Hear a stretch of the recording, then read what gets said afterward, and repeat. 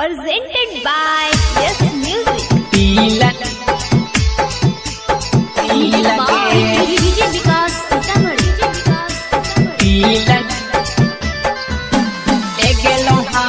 DJ Rajesh बाबू घोड़िया तार फतेहपुर बाजार। रोजा रोजा पढ़ेला जाही बैठक के साइकिल लगे, रोजा रोजा पढ़ेला जाही बैठक के साइकिल लगे। गल पाके तिलक जली ले गेलो हमारा दिल लगे, गल पाके तिलक जली ले गेलो हमारा दिल लगे। घूमेला जाही पहन के सैंडल हाई लगे, घूमेला जाही पहन के सैंडल हाई लगे। गल पाके तिल अंजलि ले गेलो हमारा दिल लगे, गल पाके तिल अंजलि ले गेलो हमारा दिल लगे। डीजे राजेश बाबू घोड़िया तार फतेहपुर बाजार। दिल लगे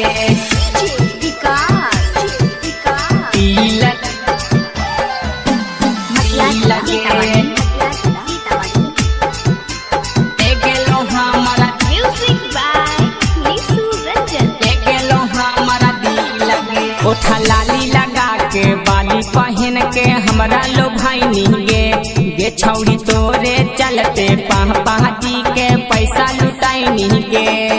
ओठा लाली लगा के बाली पहन के हमरा लो भाई गे छौड़ी तोरे चलते पार्टी के पैसा लुटाई गे।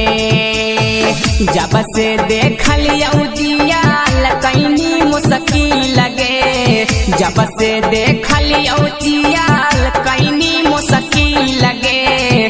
गल पाके तिल ने हवा ले गेलो हमारा दिल लगे, गल पाके तिल ने हवा ले गेलो हमारा दिल लगे। डीजे राजेश बाबू घोड़िया तार फतेहपुर बाजार। दिल लगे